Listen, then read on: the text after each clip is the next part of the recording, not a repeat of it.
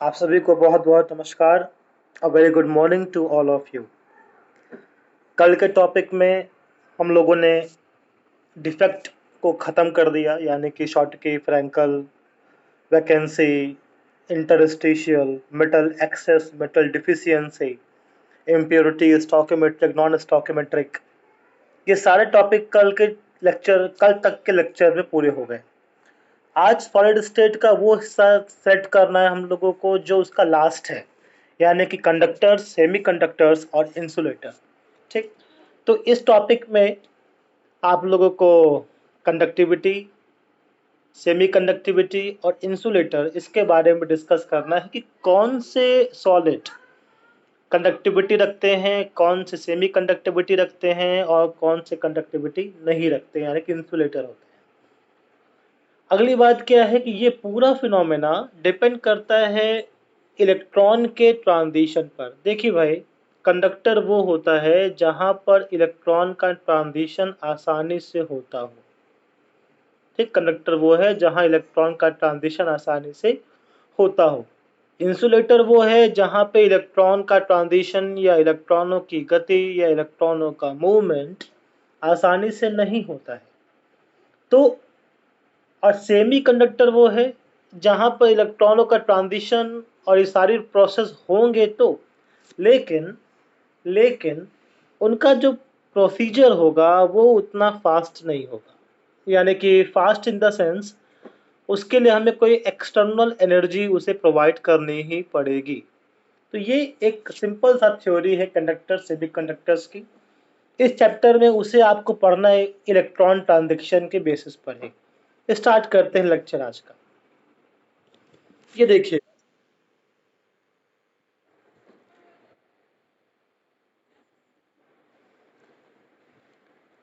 एक table I थी अभी यहाँ पर, यानी कि इलेक्ट्रिकल कंडक्टिविटी ऑफ सॉलिड को समझाने के लिए एक टेबल है पूरी।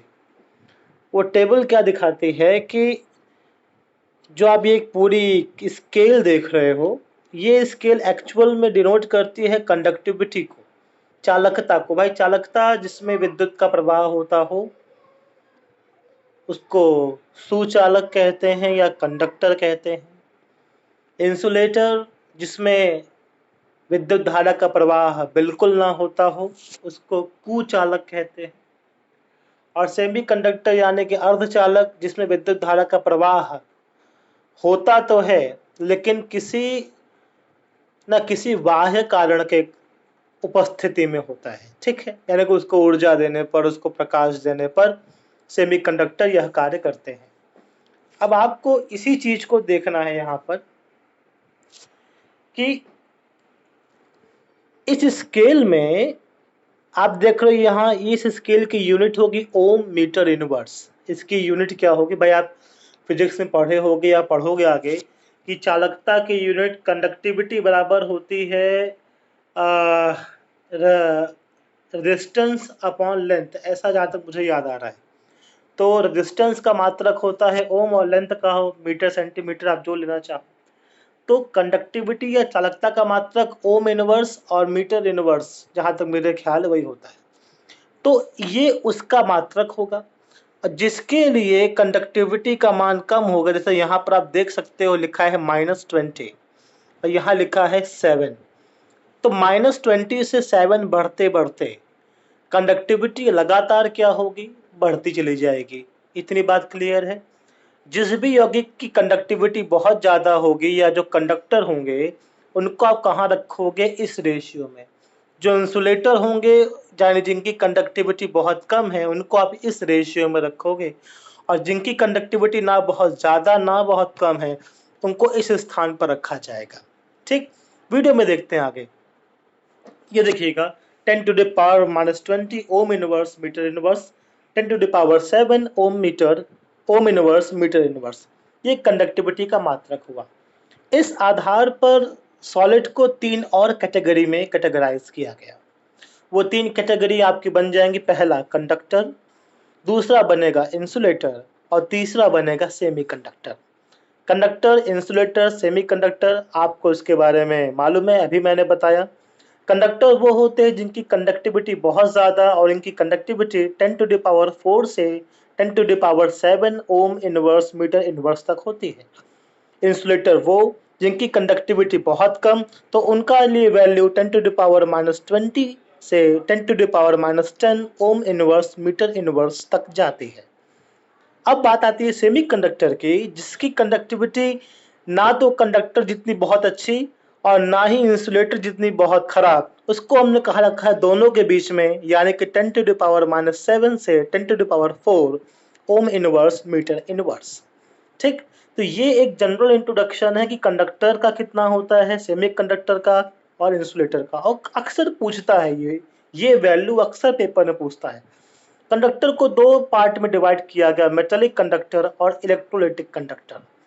देखो भाई, मेटेलिक कंडक्टर क्या है, पहले समझते हैं इसके बारे में।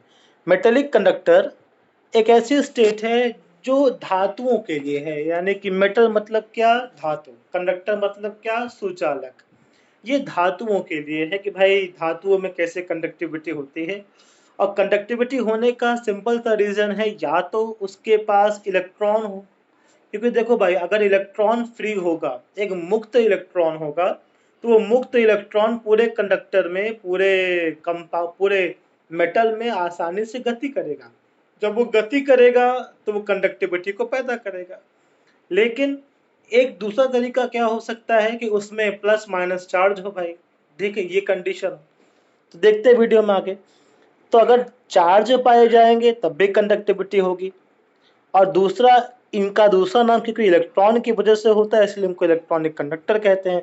कॉपर, एल्यूमिनियम, आयरन, ये सब के सब इलेक्ट्रॉनिक कंडक्टर हैं और धात्विक सुचालक हैं, मेटेलिक कंडक्टर्स हैं। बात आती है इलेक्ट्रोलाइटिक कंडक्टर्स की। देखो भाई, इलेक्ट्रोलाइटिक या इलेक्ट्रोलाइट क्या होता है, ये आपने 10th तक में पढ़ा होगा कि कोई विद्युत कोई सेल होती है जिसमें एक हिस्सा एनोड है और एक हिस्सा क्या है, कैथोड है। उसमें जो यह सॉल्यूशन भरा हुआ है, इस सॉल्यूशन को हम लोग क्या कहते हैं, इलेक्ट्रोलाइट कहते हैं। इलेक्ट्रोलाइट में कंडक्टिविटी होने का कारण क्या है, क्योंकि एक तरफ धनावेश है और एक तरफ ऋणावेश है, यानी कि एक तरफ पॉजिटिव चार्ज है और एक तरफ नेगेटिव चार्ज है। ये पॉजिटिव और negative charge according to physics, physics क्या कहती है कि कोई भी कंपाउंड या कोई भी सिस्टम या कोई भी पदार्थ कंडक्टिविटी या चालकता, इलेक्ट्रिकल कंडक्टिविटी तब देगा जब उसके पास या तो इलेक्ट्रॉन हो या तो उसके पास क्या हो, आयंस हो। तो ये एक सिंपल सा रिप्रेजेंटेशन है किसका, कंडक्टिविटी का, इन इलेक्ट्रोलिटिक कंडक्टर्स। इलेक्ट्रोलिटिक कंडक्टर्स जो विद्युत सेल में पाए जाते हैं, आप इसके बारे में बहुत अच्छे से, बहुत डीप से पढ़ोगे चैप्टर इलेक्ट्रोकेमिस्ट्री में। इलेक्ट्रोकेमिस्ट्री में आपको इसकी पूरी जानकारी दी जाएगी कि कोई कंपाउंड एनोड कैसे होगा, कोई कैथोड कैसे होगा, इलेक्ट्रॉनों की गति कैसे होगी। तो ये उस चैप्टर में पढ़ना है। इस चैप्टर में सॉलिड स्टेट में हमको बात करनी है केवल मेटेलिक की, लेकिन एक जानकारी के लिए आपको मालूम होना चाहिए कि कंडक्टर्स दो प्रकार के हैं, दो टाइप के हैं मेनली। एक तो मेटेलिक कंडक्टर्स, दूसरा कौन से होते हैं आपके, इलेक्ट्रोलाइटिक कंडक्टर्स। ठीक, आगे देखते हैं। तो यहाँ पे देखो, इलेक्ट्रोलाइट में आयन का मूवमेंट होगा, तो जब भी आयन का मूवमेंट होगा तो फिजिक्स यही कहती है कि वहाँ पर कंडक्टिविटी या चालकता पाई जाएगी, क्योंकि चालकता के दो ही आधार हैं, या तो आयनों का मूवमेंट या तो इलेक्ट्रॉन का मूवमेंट। ये साथ में आपके साथ दोनों चीज़ों को रिप्रेजेंट कर रहे हैं। ये NaCl का क्रिस्टल जैसा है। अब जैसे मान लीजिए यहाँ पर NaCl के इस क्रिस्टल में आप एक चीज़ देख रहे हो, आपने लास्ट लेक्चर में पढ़ा था ये डिफेक्ट के बारे में। तो जब भी डिफेक्ट आता है तो खाली स्थान डेवलप हुआ और उस खाली स्थान के वजह से वहाँ मूवमेंट होगा। अब देखो ये सोडियम है, सोडियम का ये वैलेंस इलेक्ट्रॉन, वैलेंस मतलब जो बिल्कुल आउटर मोस्ट शेल में होता हो, और जैसे ही इस सोडियम के मेटल को आप एनर्जी दोगे, कुछ ऊर्जा दोगे, तो ऊर्जा देने से ये इसका इलेक्ट्रॉन एक्साइटेड होगा। अब आप देख सकते हो जब एनर्जी लेवल थे, सोडियम का सोडियम का एटॉमिक नंबर 3s1 होता है। अगर Na4 है, यहाँ पर 4 सोडियम है, तो इन चारों सोडियम में आप ये देखो नंबर ऑफ सोडियम एटम क्या हुए, और ज़्यादा हुए। एक सोडियम एटम 2 सोडियम एटम और एक पूरा सोडियम का एटम। इस चीज़ को मैं 2 मिनट क्लियर करना चाहता हूँ। देखिए, ये जो आपका सामने वीडियो चल रहा है, ये वीडियो आपको बस इतना समझाना चाहता है, जो मैं बताना चाह रहा हूँ कि किसी भी मेटल में, चाहे वो कोई भी मेटल हो, किसी भी मेटल में कंडक्टिविटी होती कैसे है, चालकता हो। जैसे मान लीजिए, आप खुद सोचो 2 मिनट मेरे साथ। आप एक लोहे का रॉड लो, क्या लोहे का रॉड केवल एक एटम से बना होता है क्या? नहीं ना। उस लोहे के रॉड में न्यूमेरस नंबर ऑफ एटम होंगे, यानी इतने ज़्यादा परमाणु होते हैं कि इसको कोई गिन नहीं सकता। वैसे ही अगर मैं एक सोडियम का टुकड़ा लूँ, तो सोडियम के टुकड़े में एक ही परमाणु तो होगा नहीं, एक ही एटम तो होगा नहीं, वहाँ और ज़्यादा होंगे, बहुत ज़्यादा होंगे, यही तो होंगे ना भाई। सोडियम परमाणु में सोडियम के एक टुकड़े में सोडियम के एक टुकड़े में एक ही एटम तो होगा नहीं, वहाँ पे नंबर ऑफ एटम की संख्या क्या होगी? बहुत ज़्यादा होगी। तो एक चीज़ यहाँ पर समझ में आती है कि सोडियम कि अगर मान लो पहले एक अणु को हमने लिया समझाने के लिए, एक एटम को, सॉरी, एक परमाणु को हमने लिया, फिर हमने यहाँ पर 4 परमाणुओं को लिया, और उसके बाद हमने यहाँ पर ढेर सारे परमाणुओं को ले लिया। यानी कि यहाँ पर हम केवल एक सोडियम परमाणु की बात कर रहे हैं, यहाँ 4 की बात कर रहे हैं, और यहाँ पूरे सोडियम धातु की बात कर रहे हैं, सोडियम मेटल की बात कर रहे हैं, जिस मेटल में नंबर ऑफ इलेक्ट्रॉन, जिस मेटल में नंबर ऑफ एटम, परमाणुओं की संख्या बहुत ज्यादा है। ठीक।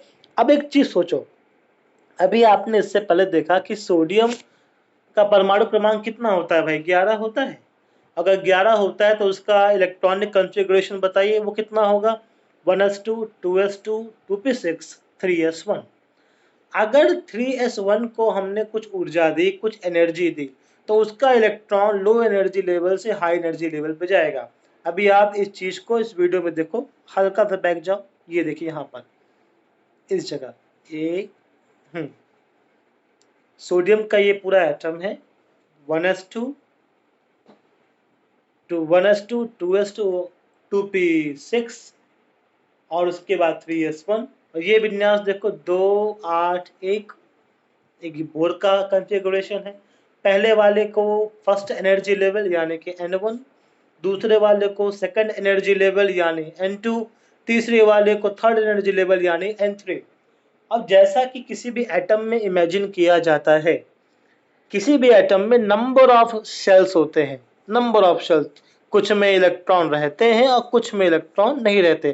तो यहाँ पर आप देख सकते हो, आपके माइंड में शायद ये बात आए कि भाई यहाँ पर n=3 तक इलेक्ट्रॉन है, पहले वाले में 2 हैं, दूसरे वाले में 8 हैं, तीसरे वाले में 1 है, तो ये 4 और 5 कहाँ से आ गया?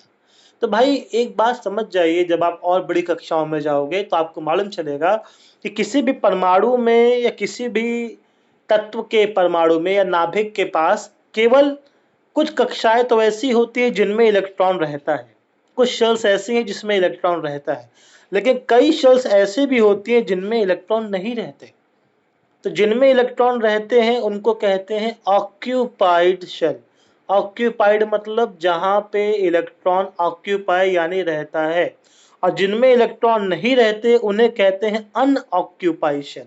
अनऑक्यूपाई यानी जहां पर इलेक्ट्रॉन नहीं रहता। तो जैसे यहाँ पर n=1 में 2 इलेक्ट्रॉन है, n=2 में 8 इलेक्ट्रॉन है, n=3 में यहाँ पर 1 इलेक्ट्रॉन है, तो और 4 और 5 वो आपको नहीं दिखाई दे रहा क्योंकि उसमें इलेक्ट्रॉन नहीं है।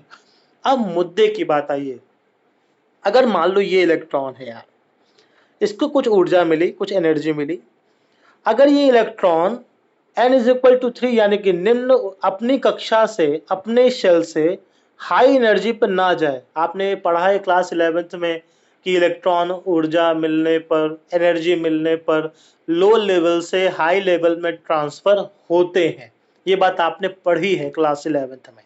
तो अगर इस आयरन के, इस सोडियम के इलेक्ट्रॉन को मैं एनर्जी दूं, और एनर्जी देने के बाद ये लो लेवल से यानी अपने लेवल से हाई लेवल में नहीं जाएगा, तो भाई जब नहीं जाएगा तो इलेक्ट्रॉन का मूवमेंट होगा क्या? इलेक्ट्रॉन का मूवमेंट नहीं होगा। जब इलेक्ट्रॉन का मूवमेंट नहीं होगा तो जाहिर सी बात है कि वहां पर चालकता या कंडक्टिविटी नहीं होगी, क्योंकि फिजिक्स यही कहती है कि कंडक्टिविटी इलेक्ट्रॉन के मूवमेंट से ही होती है। भाई भाई आपके घर जो बिजली आती है वो बिजली कंडक्टर क्यों है? क्योंकि वहां पर इलेक्ट्रॉन का मूवमेंट है। वो बिजली इलेक्ट्रॉन के मूवमेंट की वजह से कंडक्टर जैसा बिहेव करती है। तो अगर ये इलेक्ट्रॉन अपने लेवल से दूसरे लेवल पर ना जाए, यानी अपने लेवल से हाई लेवल पर ना जाए एनर्जी देने के बाद भी, तो भाई गारंटी है कि ये सोडियम कंडक्टिविटी रिप्रेजेंट नहीं करेगा। तो कंडक्टिविटी कब होगी, इस बात को क्लियर कर लीजिए इस बात से कि जब कोई भी किसी भी एलिमेंट का इलेक्ट्रॉन अपने लेवल से ऊपर के लेवल पे, हाई एनर्जी लेवल पर ट्रांजिशन करता है, गति करता है ऊर्जा मिलने के बाद। बात समझ में आ रही है? अब इस चीज को मैं और एम्फेसाइज कर रहा हूं। जैसे मैंने वापस यहां पर आता हूं, सोडियम, सोडियम के 4 एटम और उसके बाद सोडियम के और ढेर सारे एटम यहां पर होंगे। अब एक चीज सोचो, एक चीज सोचो, यहां पर बहुत सिंपल सी बात बताइए। अभी तो ये केवल एक सोडियम का सिंगल एटम है, यहाँ सोडियम के 4 एटम है और यहाँ सोडियम के कई एटम है। इनके बीच जो ये नीली वाली लाइन है ना यार, नीली वाली लाइन, मैं सिंपली बता रहा हूँ, नीली वाली लाइन को हम लोग नाम देते हैं वैलेंस शेल का। नीली वाली लाइन को क्या नाम देते हैं? वैलेंस शेल का। यानी कि ये वो लाइन है जहां तक इलेक्ट्रॉन पाए जाते हैं। जैसे अभी आपने पीछे के वीडियो में देखा ना कि हर एटम में वैलेंस शेल होती है। वैलेंस शेल वो जहां पर लास्ट इलेक्ट्रॉन होता है, लेकिन उसके अलावा भी उसके ऊपर कई शेल्स होती हैं जहां पर इलेक्ट्रॉन नहीं होता है। जैसे अभी आपने पीछे वीडियो में देखा कि सोडियम में 1 2 3 एनर्जी लेवल में तो इलेक्ट्रॉन है, और जिस एनर्जी लेवल पे लास्ट इलेक्ट्रॉन है उसी एनर्जी लेवल को हमने क्या नाम दिया था पीछे? वैलेंस इलेक्ट्रॉन का या वैलेंस शेल का। लेकिन उस एनर्जी लेवल के ऊपर भी कई ऐसे एनर्जी लेवल होते हैं जहां पे इलेक्ट्रॉन नहीं होते, उनको हम लोग कहते हैं अनऑक्यूपाइड, जो भी मैंने नाम लिया था आपसे। तो वैसे ही जो नीली वाली लाइन है ना यार, नीली वाली लाइन है, उसको हम लोग क्या कहते हैं? वैलेंस शेल या वैलेंस लेवल। वैलेंस लेवल यानी कि जहां पे इलेक्ट्रॉन होते हैं, और उसके ऊपर के लेवल को कहते हैं जहां पे इलेक्ट्रॉन नहीं होते। ठीक, एक से अभी एक सिंपली समझो। यहाँ पर देखो, यहाँ नंबर ऑफ एटम बहुत ज़्यादा, तो जब नंबर ऑफ एटम बहुत ज़्यादा तो जाहिर सी बात है यहाँ पे भी ओवरलैपिंग कैसे होगी, ये देखिएगा। यहाँ पे ओवरलैपिंग कैसे होगी? ये रहे वैलेंस इलेक्ट्रॉन जिनमें इलेक्ट्रॉन है, और ऊपर वाले वो हैं जिनमें इलेक्ट्रॉन नहीं है। बात समझ में आ रही है इतनी? बात समझ में आ रही है इतनी? अब एक चीज देखो, इन दोनों के बीच का गैप देखो भाई, इन दोनों के बीच का गैप बहुत कम है। इन दोनों के बीच का गैप बहुत कम है। अब मैं एक सेकंड के लिए आपको समझाना चाहता हूं कि अगर अगर एक चीज सोचो, इसी वीडियो में पीछे, इसी वीडियो में पीछे मैं एक इस फिगर से क्लियर करना चाहता हूं, यहाँ पर इस जगह पर ये, हाँ, यहाँ पे एक चीज देखिएगा, एनर्जी लेवल बन रही है ये 1 2 3 और 3 के ऊपर 4 5। 2 मिनट में इस चीज को और साथ लेके चलना चाहता हूँ। भाई देखो, यहाँ तक तो बात क्लियर होगी कि ये आपका वैलेंस इलेक्ट्रॉन वाली लाइन है, वैलेंस इलेक्ट्रॉन वाला शेल है। अगर सोचिए, क्योंकि इलेक्ट्रॉन का वो शेल जहाँ पे लास्ट इलेक्ट्रॉन रहता है उसे कहते हैं वैलेंस शेल। तो ये n=3 वैलेंस शेल हुआ, और n=4 और 5 वो शेल है जहाँ पे इलेक्ट्रॉन नहीं है। हमने अभी आपसे क्या कहा कि कंडक्टिविटी तभी होगी, चालकता तभी होगी, जब इलेक्ट्रॉन n=3 यानी वैलेंस शेल से अंतिम शेल से कहाँ जाएगा? ऊपर की शेल में ट्रांसफर होगा। अब एक चीज सोचिए, अगर इनके बीच की दूरी बहुत ज्यादा हो जाए, बहुत ज्यादा, यानी कि अभी तो 3 और 4 पास पास हैं, जिसमें इलेक्ट्रॉन है वो यानी कि वैलेंस शेल, और जिसमें इलेक्ट्रॉन नहीं है यानी कि खाली शेल, दोनों बहुत पास पास हैं। लेकिन अगर इनकी दूरी बहुत बढ़ जाए, अगर इनकी दूरी बहुत बढ़ जाए, तो क्या इलेक्ट्रॉन का ट्रांजिशन, क्या इलेक्ट्रॉन की गति यहाँ आसानी से हो सकती है क्या? जवाब आएगा नहीं। और मित्रों, इसी बेसिस पर क्लासिफिकेशन किया गया है सॉलिड में सेमीकंडक्टर, इंसुलेटर और कंडक्टर्स का। सेमी कंडक्टर्स वो होते हैं जहां पर वैलेंस शेल और खाली शेल के बीच की दूरी बहुत कम होती है, इसीलिए वो तुरंत इलेक्ट्रॉनों का ट्रांजिशन करने लगते हैं। और जब तुरंत इलेक्ट्रॉनों का ट्रांजिशन करने लगते हैं तो वहां पर कंडक्टिविटी, वहां पर चालकता बहुत आसानी से आ जाती है। इंसुलेटर में वैलेंस शेल और उसके बाद वाली खाली शेल की जो दूरी है वो बहुत ज़्यादा होती है। जब बहुत ज़्यादा होगी तो इलेक्ट्रॉन का ट्रांजिशन आसानी से नहीं हो पाएगा। जब इलेक्ट्रॉन का ट्रांजिशन, इलेक्ट्रॉन की गति नहीं हो पाएगी तो सीधी सी बात है, वहाँ पर कंडक्टिविटी नहीं पाई जाएगी, वहाँ पर कंडक्टिविटी नहीं पाई जाएगी। और सेमीकंडक्टर क्या होते हैं? जिनमें वैलेंस शेल और खाली शेल के बीच की दूरी ना तो बहुत ज़्यादा होती है, ना तो बहुत कम। इसीलिए अगर उसे थोड़ी सी एनर्जी दे दो, थोड़ी ज़्यादा एनर्जी दे दो, तो वो इलेक्ट्रॉन ऊपर की तरफ ट्रांसफ़र कर जाता है। तो इसको कहते हैं बैंड थ्योरी। इसी को हम लोग क्या कहते हैं? Band theory. वैलेंस बैंड और कंडक्शन बैंड का नाम अभी आप आगे सुनोगे। तो वैलेंस बैंड वो है जिस शेल को हम अभी शेल कह रहे हैं, आगे चल के उसी को नाम दे देंगे वैलेंस बैंड का। किसका नाम दे देंगे? वैलेंस बैंड का। और इस थ्योरी को क्या कहते हैं? Band theory. बैंड थ्योरी ने सिर्फ इतना कहा कि वैलेंस शेल और उसके ऊपर की खाली शेल के बीच इलेक्ट्रॉन का गति जितनी आसान होगी वह उतना ही अच्छा चालक होगा, जितनी कठिन होगी वो उतना ही बेकार चालक होगा या उतना ही बेकार कंडक्टर होगा। और ये किस पे डिपेंड करता है? दोनों के बीच के डिस्टेंस पर। अगर दोनों के बीच का डिस्टेंस बहुत कम है तो उनका मूवमेंट बहुत आसानी से होगा। जब मूवमेंट बहुत आसानी से होगा तो वो कंडक्टर होंगे। और अगर इनके बीच का दूरी ज़्यादा है तो उनके बीच का मूवमेंट कठिनाई से होगा। तो मूवमेंट कठिनाई से होगा तो वो इंसुलेटर हो जाएंगे। और अगर वैलेंस शेल और खाली वाले शेल के बीच की दूरी ना तो बहुत ज़्यादा ना तो बहुत कम है, तो आप उसको थोड़ी सी एनर्जी दे दो तो वो इलेक्ट्रॉन अपने लेवल से ऊपर के लेवल में चला जाएगा। उनको किस में रखा गया? सेमीकंडक्टर्स में। ठीक, तो ये बैंड थ्योरी का एक लॉजिकल थ्योरी है, एक लॉजिकल पार्ट है जो आपको समझना है। ठीक है, इस चीज को आप भी आपने सोडियम में देखा, तो मेटल्स में ही होता है। मेटल्स में क्या होता है? धातुओं में होता क्या है भाई, कि उनका जो वैलेंस शेल है और उनका जो खाली शेल है उनके बीच की दूरी बहुत कम होती है। आप देखो यहाँ पर अभी सोडियम का ये फिगर वापस आएगा। मैं इस फिगर को बार बार कंसिडर इसीलिए कर रहा हूँ क्योंकि ये फिगर पूरे चैप्टर के इस हिस्से को एक्सप्लेन कर देता है। आप वैलेंस शेल और उसके ऊपर के खाली शेल की दूरी देखो, बहुत कम है। जब दूरी बहुत कम है, ये देखिए इनके बीच का डिस्टेंस बहुत कम है। खाली वैलेंस शेल नीला वाला और खाली शेल लाल वाला, दोनों के बीच की दूरी बहुत कम है। तो दूरी बहुत कम है तो इनके बीच इलेक्ट्रॉन का ट्रांजिशन बड़ी आसानी से होता है, तुरंत तुरंत। और जब इलेक्ट्रॉन का ट्रांजिशन तुरंत होगा, आसानी से होगा, तो सोडियम या कोई भी मेटल बहुत अच्छा कंडक्टर होता है।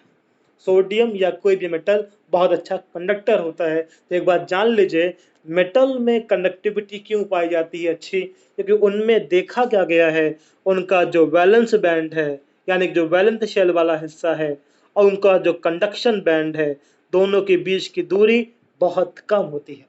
वैलेंस बैंड से कंफ्यूज मत होइएगा। वैलेंस बैंड वो जहां पर लास्ट इलेक्ट्रॉन रहता है, कंडक्शन बैंड वो जहां पर इलेक्ट्रॉन जाता है। अब आप ये देखिए सिंपली, कंडक्टर्स में यही कि वैलेंस बैंड और कंडक्शन बैंड की दूरी बहुत कम है और इनके बीच एनर्जी का गैप है ही नहीं। तो जब गैप नहीं है तो इलेक्ट्रॉन का मूवमेंट देखिए कितनी तेजी से होगा। और जब इलेक्ट्रॉन का मूवमेंट तेजी से होगा तो जाहिर सी बात है कंडक्टिविटी अच्छी होगी। इंसुलेटर्स में क्या होता है? वैलेंस बैंड और कंडक्शन बैंड की दूरी ज़्यादा होती है, लार्ज एनर्जी गैप है। तो इतना गैप होने की वजह से ये इलेक्ट्रॉन ऊपर के खाली शेल, जिसको कंडक्शन बैंड का नाम दिया था, उसमें नहीं जा पाते। और जिस वजह से इनकी कंडक्टिविटी पॉसिबल नहीं होती। एक नया वर्ड आपके सामने आएगा। ये वर्ड क्या कहता है? Forbidden zone. देखो भाई, फॉरबिडन मतलब क्या? फॉरबिडन का मतलब होता है जहां पर गति संभव ना हो। आप फॉरबिडन का सामान्य शब्द क्या समझोगे? जहां पे मूवमेंट पॉसिबल ना हो। तो वैलेंस बैंड और कंडक्शन बैंड में जब बहुत ज्यादा दूरी होती है, और ये दूरी किस कंडीशन में होती है? जब वो इंसुलेटर हो। जब डिस्टेंस ज्यादा होता है तो इलेक्ट्रॉन का मूवमेंट आसानी से नहीं हो पाता। और जब इलेक्ट्रॉन का मूवमेंट आसानी से नहीं हो पाएगा यार, तो यहाँ पर इलेक्ट्रॉन की कंडक्टिविटी नहीं हो सकती।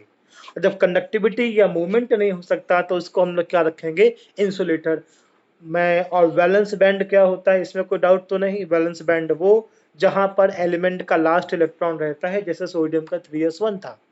कंडक्शन बैंड वो जहां पर एलिमेंट का इलेक्ट्रॉन नहीं रहता, जैसे सोडियम में n=4 था। ठीक है, तो उस चीज को आप पीछे वीडियो में जाकर देख सकते हो। इंसुलेटर में वैलेंस बैंड और कंडक्शन बैंड के बीच की दूरी बहुत ज्यादा है, इसीलिए वो इलेक्ट्रॉन का ट्रांजिशन नहीं करता और एक कुचालक या इंसुलेटर जैसा व्यवहार करता है। वैलेंस बैंड, कंफ्यूज मत होइएगा, वैलेंस शेल का ही दूसरा नाम वैलेंस बैंड है, और जो उसके ऊपर खाली शेल रहती है उसी का दूसरा नाम क्या है, कंडक्शन बैंड है। ठीक, अब आगे बढ़ते हैं। इसके बाद आ जाएगा सेमीकंडक्टर। सेमीकंडक्टर में देखिएगा इनका जो गैप है ये ना तो बहुत ज्यादा है और ना तो बहुत कम है। और valence band, conduction band, forbidden zone क्या हुआ, वो खाली हिस्सा जो इन दोनों के बीच पाया जाता है। सेमीकंडक्टर में देखो भाई, कंडक्टर्स में क्या था, ये दोनों एक दूसरे से ओवरलैप थे, बिल्कुल जुड़े हुए थे। इंसुलेटर में क्या था, इनके बीच की दूरी बहुत ज्यादा थी, लेकिन सेमीकंडक्टर में इनके बीच की दूरी ना तो बहुत ज्यादा है ना तो बहुत कम है। तो अगर आप इसको थोड़ी सी भी एनर्जी दोगे तो ये इलेक्ट्रॉन क्या हो जाएगा, एक्साइटेड हो जाएगा। इसीलिए सेमीकंडक्टर सामान्य अवस्था में, यानी कि अर्धचालक, अर्धचालक सामान्य अवस्था में तो सुचालक नहीं होते, कंडक्टर्स नहीं होते, लेकिन अगर इनको ऊर्जा दे दी जाए, अगर उनको ऊर्जा दे दी जाए तो वो आपको कंडक्टिविटी देते हैं। क्या, थर्मल एनर्जी, कुछ गरमाने पर, कुछ करंट देने पर, कुछ भी फॉरेन एनर्जी देने पर। क्यों, क्योंकि फॉरेन एनर्जी मिलने से वो इलेक्ट्रॉन आसानी से इस दूरी को पार कर लेता है। जब इस दूरी को पार कर लेता है तो वह कंडक्टिविटी जीरो कंडक्टिविटी देने लगता है। एब्सोल्यूट जीरो टेम्परेचर पर, जब टेम्परेचर बिल्कुल ना हो, तो सेमीकंडक्टर आपके इंसुलेटर जैसा व्यवहार व्यवहार करते हैं। लेकिन अगर टेम्परेचर मिल जाए तो उनका टेम्परेचर मिलते ही उनको एनर्जी मिलती है, और उस एनर्जी के मिलते ही वो वैलेंस बैंड से कंडक्शन बैंड में ट्रांसफर हो पाते हैं। अब सेमीकंडक्टर का दो टाइप है, इंट्रिंसिक और एक्सट्रिंसिक। इसके बारे में अगले वीडियो में बात करेंगे। तब तक के लिए सभी को बहुत बहुत धन्यवाद, नमस्कार और प्रणाम।